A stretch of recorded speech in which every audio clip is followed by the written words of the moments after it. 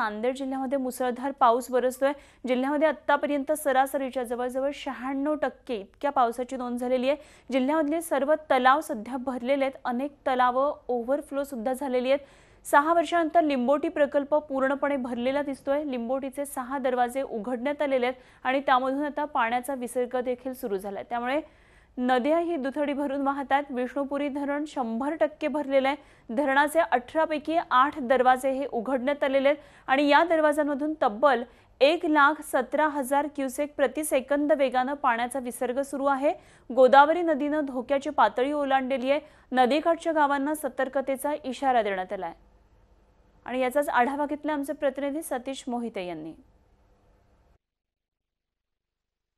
नांदेड जिल्ह्यात गेल्या 5 दिवसापासून मुसळधार पाऊस बरसतोय। या पावसामुळे विष्णुपुरी धरणाच्या पाणलोट क्षेत्रामध्ये मोठ्या प्रमाणात पाण्याची आवक सुरू आहे। सद्यस्थितीत विष्णुपुरी धरणाच्या 18 दरवाजांपैकी 8 दरवाजे उघडण्यात आलेले आहेत। या धरणाच्या दरवाजातून जवळपास 1,00,000 क्युसेकने प्रति सेकंद वेगाने पाण्याचा विसर्ग गोदावरी नदीच्या पात्रामध्ये सुरू आहे।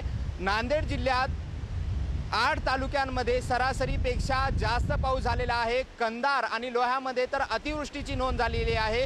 लोहा तालुक्यात सरासरीच्या 136% इतका पाऊस नोंदवण्यात आलेला आहे। 8 तालुक्यांमध्ये 100%पेक्षा अधिक पाऊस झालेला आहे। तर उर्वरित जे तालुके आहेत जवळपास सर्वच तालुक्यांमध्ये सरासरीच्या जवळपर्यंत हा पाऊस पोहोचलेला आहे।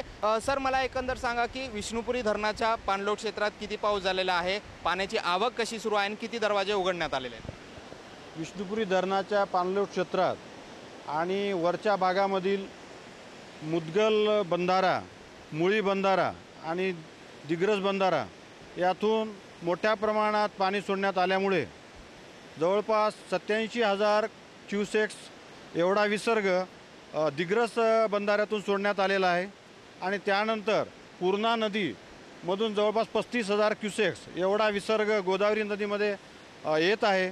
त्यामुळे 18 दरवाजापैकी 8 दरवाजे आज उघडण्यात आलेले आहेत आणि एकूण 1,17,000 क्युसेक्स एवढा विसर्ग गोदावरी नदी पात्रात सोडण्यात आलेला आहे। एकंदर दुष्काळग्रस्त मराठवाड्यात पावसाने दिलासा दिलेला आहे। पाण्याची जी टंचाई आहे ती 100% मिटलेली आहे।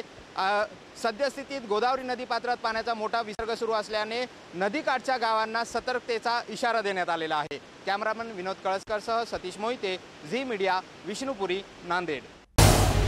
झी 24 तास रहा एक पाऊल पुढे।